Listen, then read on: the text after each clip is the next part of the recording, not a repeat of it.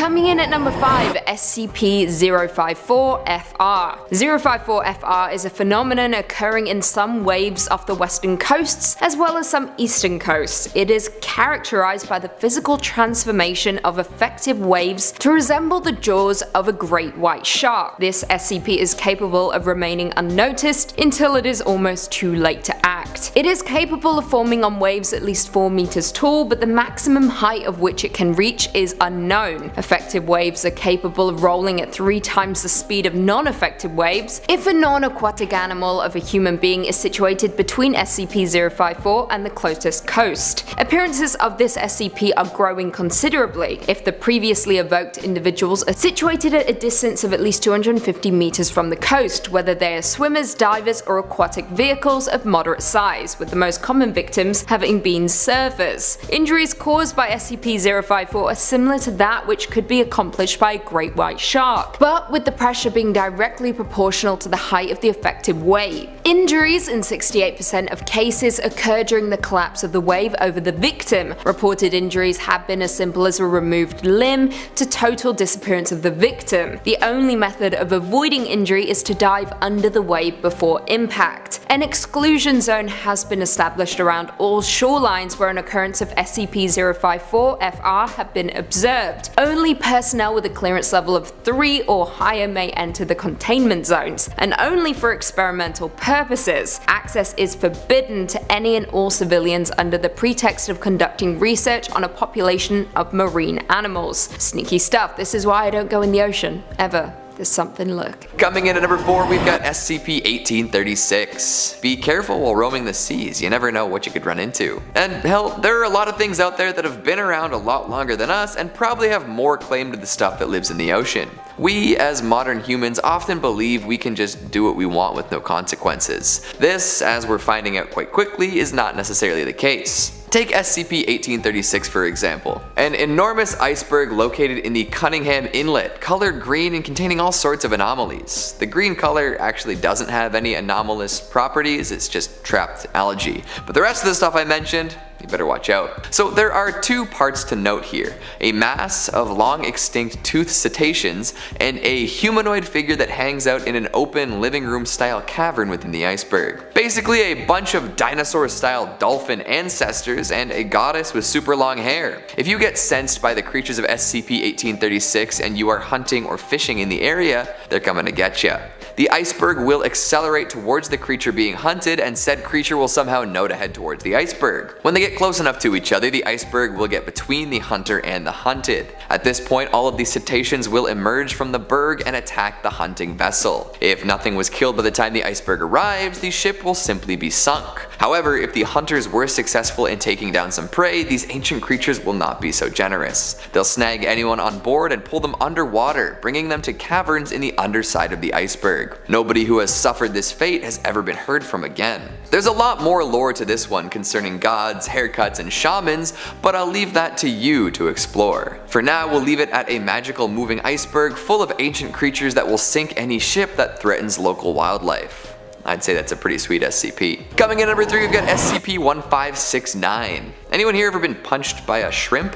No? Well, thank your lucky stars, because that is the last thing you want. Especially when it's a massive, weirdly modified peacock mantis shrimp meant exclusively for punching extremely hard. I'm sure you've heard of a peacock mantis shrimp before. They're famous for being able to absolutely annihilate stuff in front of them with extremely fast punches. If you put a regular one in an aquarium, there's a good chance that it will smash the glass by displacing water in such a way that it creates like a shockwave. But when you get one as large as 1569, you better believe it can cause a whole lot more damage. The big shrimp is 1 meter tall, 2 meters wide, and 9 meters long, and get this, its punch can strike with a force of up to 51,000 newtons. That would just vaporize someone, and imagine the shockwave. At first it appeared that this odd underwater entity had the intelligence of an average dog, and was content to just hang out with people. Sure, it would go and absolutely pulverize some underwater prey from time to time, but other than that it just seemed like an extra powerful version of a creature that already existed. However, one day something weird happened. The shrimp went dormant and opened up like a living mech, and out popped the dude in competitive swimwear. And if I'm understanding the subsequent events correctly, this dude was essentially piloting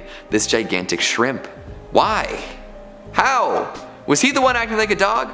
We may never know. But there is a special insignia on both the shrimp suit and the man inside, and it seems that there are some other strange connecting threads. Coming in at number 2, we've got SCP-2770. No good deed goes unpunished, am I right? And this is especially true when you're out on the high seas and come across what appears to be a stranded man on an inflatable life raft. Most folks would head right over to help the poor castaway, right? But did any of them stop and think about why he might be out there in the first place? Oh boy. 2770 is a strange phenomenon where vessels spot what appear to be a poor unfortunate soul floating along on a yellow dinghy. It will appear and attempt to flag down manned vessels nearby, seemingly looking for rescue. If the vessel it targets does indeed come over to pick him up, it will initiate what's known as a boarding event. This is when an anomalous submarine will surface nearby and open its hatch. Once this hatch is open, it's game over. The rescuing vessel, along with the dude in the raft, will be pulled underwater at speeds upwards of 200 miles per hour, never to be seen again. Well, the castaway will appear again, but the other vessel? It's done. There doesn't seem to be a limit on the size of things that can get yanked underwater by this anomaly, and it has been seen pulling truly enormous ships to their doom. One time the Foundation even scooped the stranded man up in a helicopter and brought him back to HQ away from any large source of water. They thought they were so clever until they remembered the water table. The Foundation site he was brought to is no longer in operation. And finally at number 1 we've got SCP-169, the Leviathan. There's nothing quite like this in the sea, so you'd better watch out. Sailors and mariners have been talking about this creature for centuries. It's the stuff of legends. What else could inspire awe at such a level and survive for ages and ages? At this point, the Foundation really has nothing they can do about it, so they just try and keep the legends, well, legendary. It measures somewhere between 2,000 and 8,000 square kilometers and moves quite slowly under the water. Because it's so huge, there isn't really anything anyone can do about it. No structures can be built to contain it, and no weapons can be engineered to destroy it. Any satellite images of it shifting are to be destroyed. So sleep easy with the knowledge that it's been around longer than pretty much anything else on the surface of the planet and likely isn't going anywhere soon. Can't do anything about it, why worry? Coming in at number 5, SCP-3700. 3700 is the designation for a circular area in the North Sea with a diameter of 800 kilometers, encompassing the archipelagos of Faroe. I hope I'm saying that correctly. Orkney and Shetland. It has an abnormal depth, with the seafloor located 5 kilometers below the ocean surface compared to an average 250 to 300 meters for the rest of the North Sea. This SCP is subject to a wide and varied array of anomalous occurrences due to ritualistic interactions between two entities, which have been designated SCP-3701 and SCP-3702. Effects of SCP-3700 are entirely dependent on which entity successfully subdues the other during each ritual. All rituals, with the exception of 2 consistent dates, take place at random periods of time. SCP-3701 and 2 always interact on dates corresponding with the spring and fall equinox of the given year. Now, the specific interactions between 1 and 2 consist of prolonged struggle where each entity will attempt to temporarily kill or subdue the other. Interactions on equinox dates are usually short and can occur in random locations, with the victor of the previous interactions quickly dispatching the other entity. Now here's where things get really interesting. Successful defeat of one entity by the other induces a number of different geological and meteorological changes within the 800 kilometer zone. When SCP-3701 subdues 2, storms and harsh weather are immediately dispelled. Reproductive rates of local oceanic and island fauna increased by a factor of 3. Erosion rates increase by a factor of 5.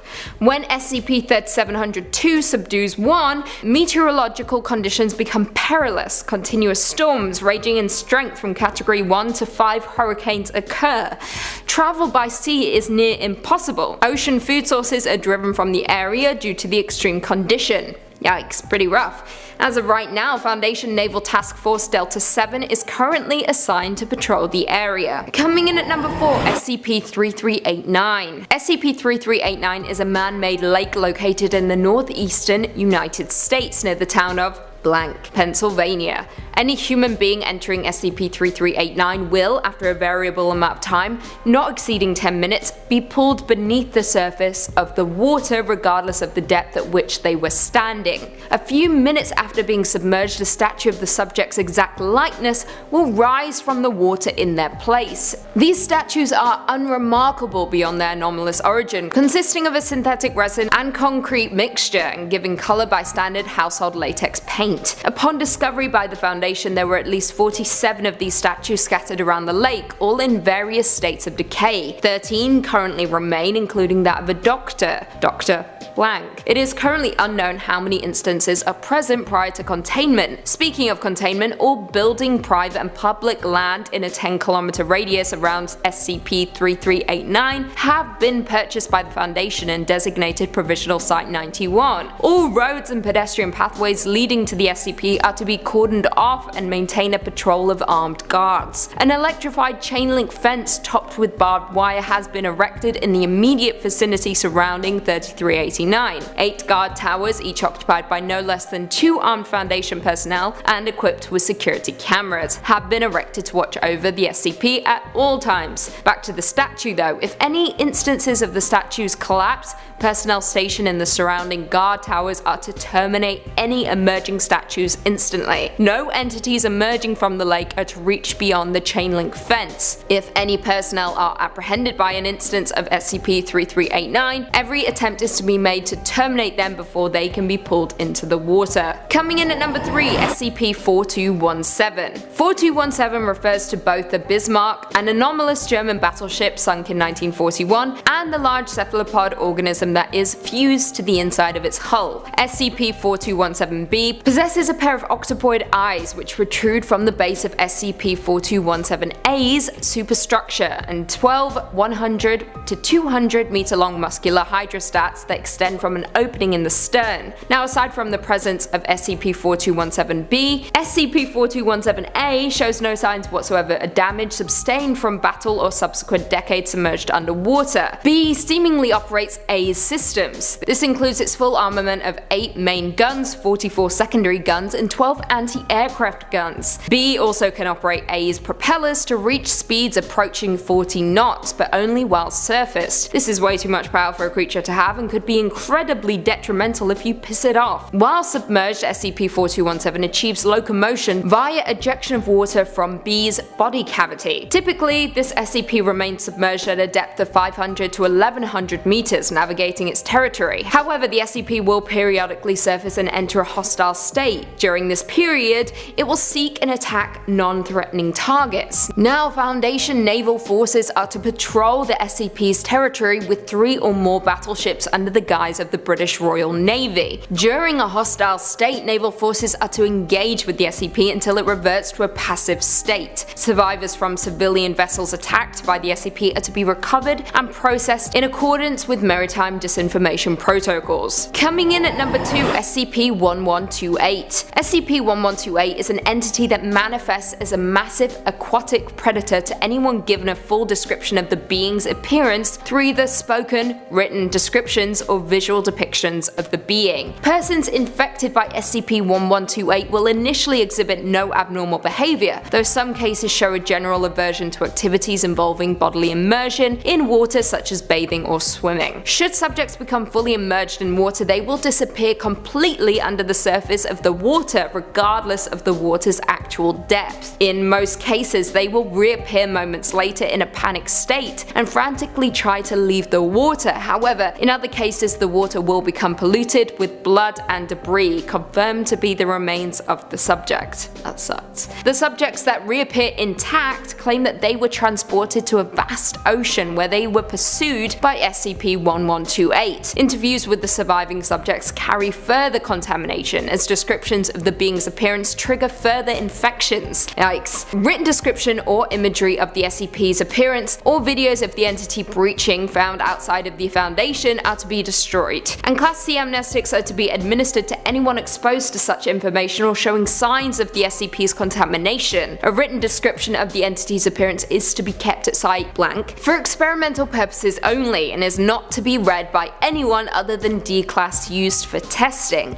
If exposed, staff are to report immediately for administration administration of Class C amnestics. And finally, coming in at number 1, SCP-3000. SCP-3000 is a massive aquatic serpentine entity strongly resembling a giant moray eel. The exact length of 3000 is impossible to determine, however it is believed to be somewhere around 600 and 900 kilometers, with the head of SCP-3000 measuring roughly 2.5 meters in diameter, and sections of the body proper being around 10 meters in diameter. Yeah, horrifying. Now 3000 is typically a sedentary creature, only moving its head in response to certain stimuli or during feeding. The majority of its body is located around the Ganges fan and rarely moves at all. SCP-3000 is carnivorous and despite its sedentary nature is capable of moving quickly to dispatch prey, aka us if we were ever to encounter it. Despite its size, it is believed that SCP-3000 does not require sustenance to maintain its biological functions, aka it kills for the hell of it. When 3000 consumes prey, a thin layer of viscous, dark grey substance classified as Y909 is excreted from its skin, with the end result of its digestive processes currently unknown. In some historical records, Dr. Eugene Getz reports on SCP-3000, I quote, "The unease was felt throughout the entire crew as we descended on that first night. Whether this was due to our uncertainty at what we would discover or something more sinister, I would not speculate. At around 0940 hours, we first observed the head of the entity. The unease was palpable now. Several other crew members complained of feeling hazy and of being uncertain what they were supposed to be doing. When we were within 50 meters, the entity turned slowly to look at us. Even now, as I recall watching this thing coil around in the darkness, I can still hear Williams barking like a mad dog in the rear of the vessel, screaming and flailing, shouting about how he could see it in his head. Frightening stuff. The area containing SCP-3000, currently a region of the Bay of Bengal, roughly 300 kilometers in diameter, is to be routinely patrolled by Foundation naval vessels. Under no circumstances are civilians allowed to attempt deep-sea exploration or diving efforts in the quarantined area. Individuals believed to have contacted SCP-3000 are to be contained, quarantined, and processed at Site-151. Sadly, there is currently no known cure for exposure to 3000. As such, affected individuals should be contained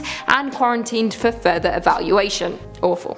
Coming in at number 5, we've got SCP-5320. You know when an inside joke goes a little too far and starts to alienate the folks around you? Yeah, well that's kinda what went on with this SCP, except the inside joke had to do with a fish that never seems to end and the weird cult that it spawned. When your top researchers are essentially posting and creating pointless rituals instead of doing their job, somebody's gotta step in. So even though this is a relatively harmless aquatic monster in and of itself, there are a lot of things that it could do to cause problems without ever leaving the comfort of the deep sea. As of right now, this creature is being described as an increasingly long snailfish, although no drones have ever been able to locate a head or tail.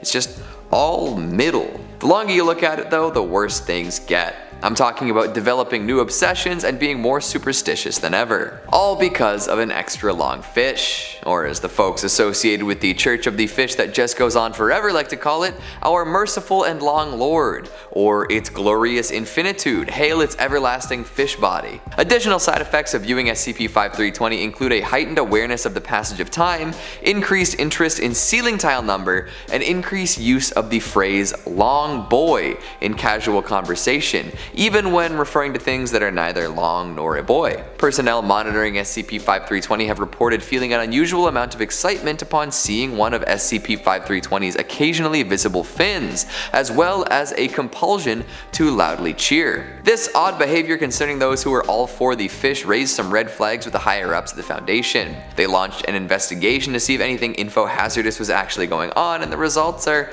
inconclusive at best. It seems that all this can be explained away by saying folks tend to get involved with silly superstitions and inside jokes, especially when they're working on something boring for an extended period of time. But it could also be that the fish is info-hazardous and drawing more people under its influence by convincing anyone who looks at it that it's all just goofery. I'd keep a close eye on anyone involved with the Long Lord himself, and even those only tangentially related to it. Coming in at number 4, SCP-835.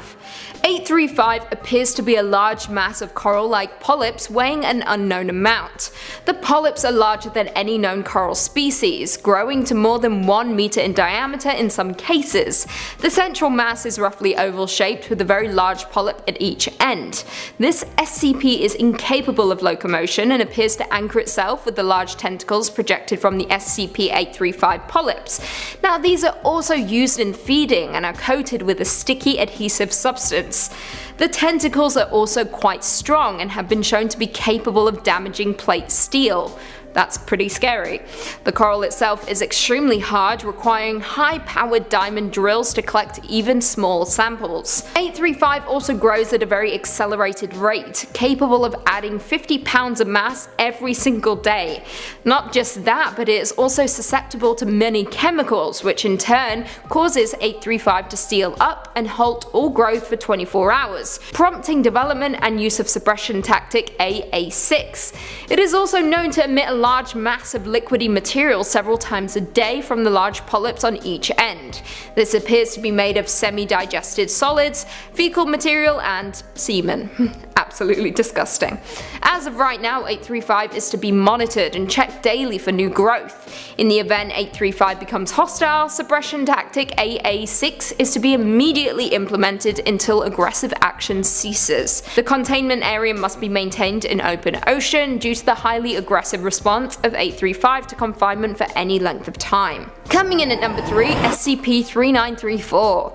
3934 is a species of amphibious reptiles produced via anomalous means by Marshall, Carter and Dark LLP. Essentially, this SCP is the Loch Ness Monster. Kinda.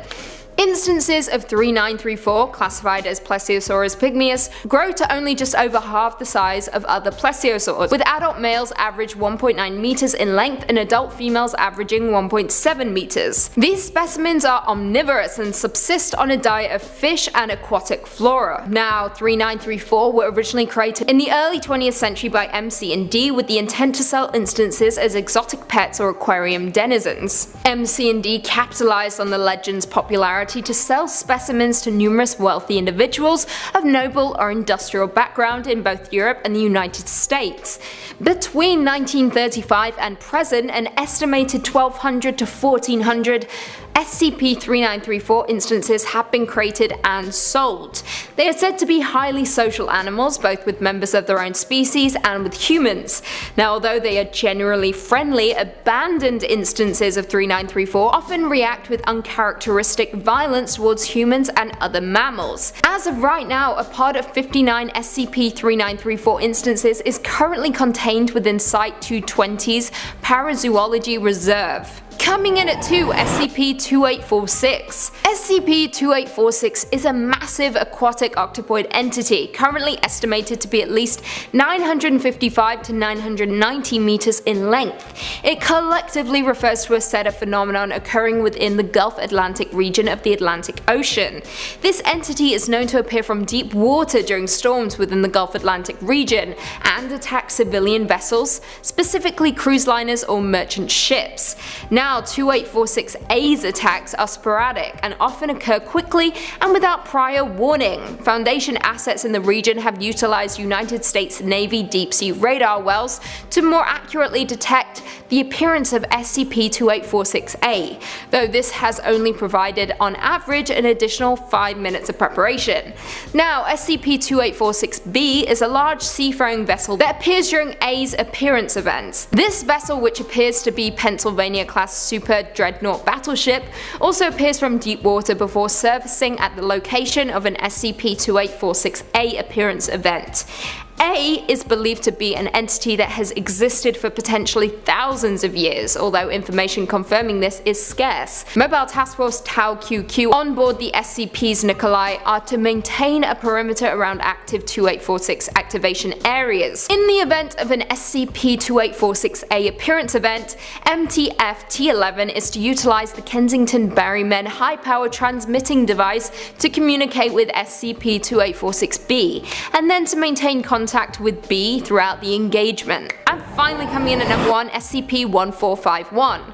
1451 is a set of metal statues, 26 in total, which are individually referred to as SCP-1451, 1 through 26, which all appear to be of children with heights ranging from 1.32 meters to 1.43 meters. 1451 can be in 3 distinct states of motion, referred to as Class 1 to 3 scenarios. During a Class 1 scenario, no movement is detected. This state is the most ideal for containment. During both Class 1 and Class 2 scenarios, SCP-1451 are standing in a circle, each one grasping the hands of the statues adjacent to them and facing outwards. During a Class 2 scenario, 1451 will animate slightly, shifting themselves with the apparent goal of counterclockwise locomotion. The hands on SCP-1451 will also raise and lower slightly during these moments. Bubbles can also be seen emanating from the mouths as well. Now, this state must be closely monitored as it can very quickly transition into Class 3 scenario. When a solid object with a mass greater than 40 g enters the center of the circle, 1451 will animate and attempt to destroy said object. This is Class 3. 1451 has shown remarkable strength and agility in the past, though the extent of these qualities has not been found. As of right now, 1451 is contained in Area 15 and is surrounded by a sphere of wire mesh to ensure that no large objects can enter the containment, aka humans who could potentially meet their end. Access is denied to all persons attempting to enter regardless of rank.